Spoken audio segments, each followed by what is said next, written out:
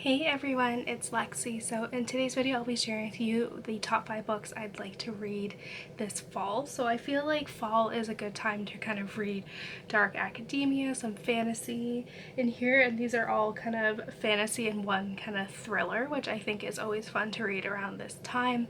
So like I said, most of these are fantasy and one little kind of thriller in here as well. I always think fall is just nice and cozy when it starts to get wet and damp outside, and my glasses are fogging up for some reason, so sorry.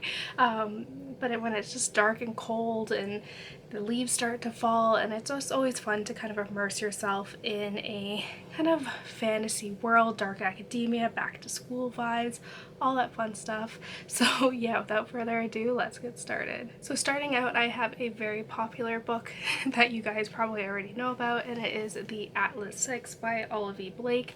I bought this back in September of last year, or actually October 14th, 2022, and I have yet to pick this one up, and I'm really excited. This one just sounds like super, kind of like I said, dark academia is usually what I tend to read around this time, so I feel like this one will be a lot of fun.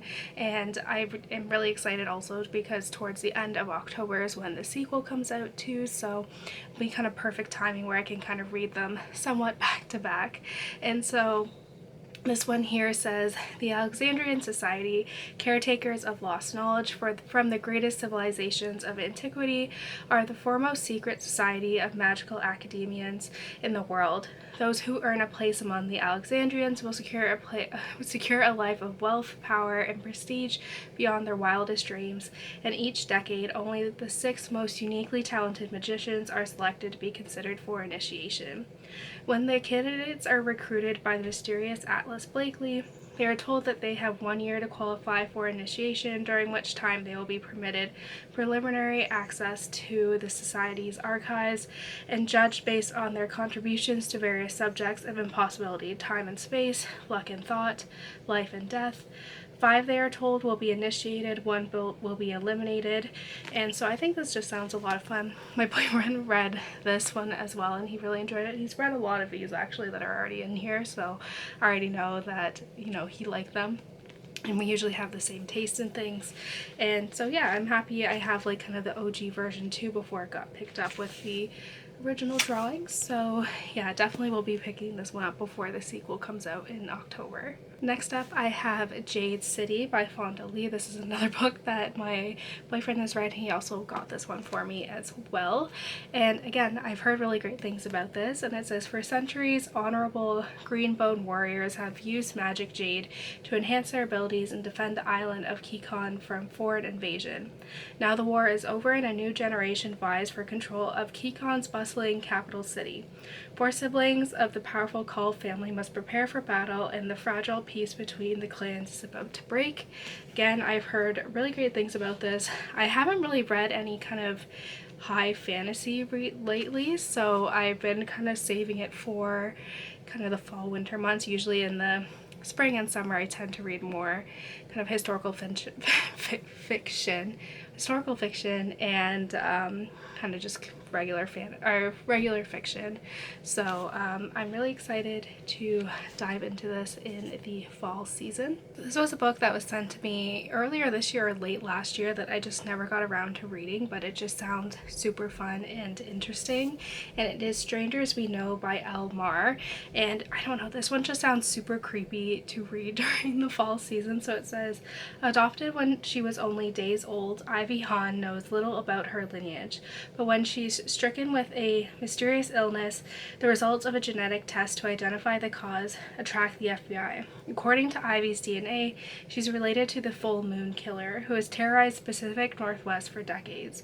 Ivy is the FBI's hope to stop the enigmatic predator from killing again. When an online search connects Ivy with her younger cousin, she heads to rural Rock Island, Washington to meet the woman. Motivated by a secret desire to unmask a murderous relative, Ivy reaches out to what's left of a family of strangers. Discovering her mother's tragic fate and her father's disappearance is just beginning. As Ivy ventures into a serial killer's home territory, she realizes she may be the next victim of poisonous blood ties. I just think this sounds super interesting, and just how like the DNA is kind of And like I feel like a lot of cases now have been like with the family genealogy DNA test, like DNA, have been used to solve a lot of cold cases, which I just think is super interesting. And this one kind of takes that and, you know, makes a story out of it, which I haven't read. I think that is so unique, and it just sounds creepy, and just kind of the mystery of, you know, family ties, and, you know, someone within your who shares DNA with you is like a killer. I think just sounds super interesting, and just that unsolved like mystery.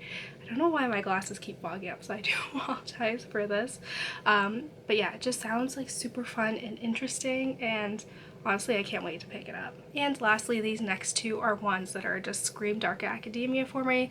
They're both kind of relatively new releases too, which I'm really excited about. The first one is Babel by R.F Kuang. This is another book my boyfriend read recently and he really enjoyed, and I just think it sounds super interesting. So it says 1828. Robin Swift, orphaned by Chloria and Canton, is brought to London by the mysterious Professor Lovell. There, Robin trains for years in Latin, ancient Greek, and Chinese, all in preparation for the day he'll enroll in Oxford University's prestigious Royal Institute of Translation, also known as Babel. The tower and its students are the world center for translation and, more importantly, magic. So we're working the art of manifesting the meaning lost in translation using enhanced silver bars has made the British unparalleled in power, as the arcane craft serves the Empire's quest for colonization. For Robin, Oxford is a utopia dedicated to the pursuit of knowledge, but knowledge obeys power, and as a Chinese boy raised in Britain, he realizes serving Babel means betraying his motherland. As his studies progress, Robin finds himself caught between Babel and the shadowy Hermes Society, an organization dedicated to stopping imperial expansion. When Britain pursues an unjust war with China over silver and opium, Robin must decide. Like I said, I've heard great things about this. I feel like everyone is talking about this book right now, and what better time to kind of read a dark academia / fantasy than the fall. So I'm really excited for this. Again, heard great things. There's really positive reviews on Goodreads, throughout the internet, and also my boyfriend as well. So I'm really excited to pick this one up.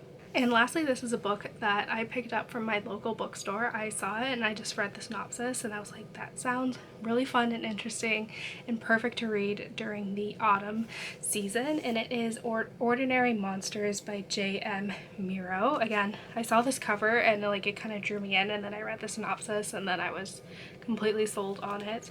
So it says another one that takes place in England in the 1800s. So it says England 1882. In Victorian London, two children with mysterious powers are hunted by a figure of darkness, a man made of smoke. 16-year-old Charlie Ovid, despite a brutal childhood in Mississippi, doesn't have a scar on him. His body heals himself, whether he wants to or not. Marlowe, a foundling from a railway freight car, shines with a strange bluish light. He can melt or mend flesh.